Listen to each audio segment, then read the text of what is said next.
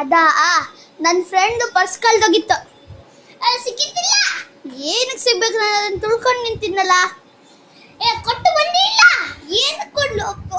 ನಿನ್ ತಲೆಗೆಲೆ ಕೆಟ್ಟೈತಾ? ಎಷ್ಟು ಕಷ್ಟಪಟ್ಟು ತಂದಿರ ನಾನು.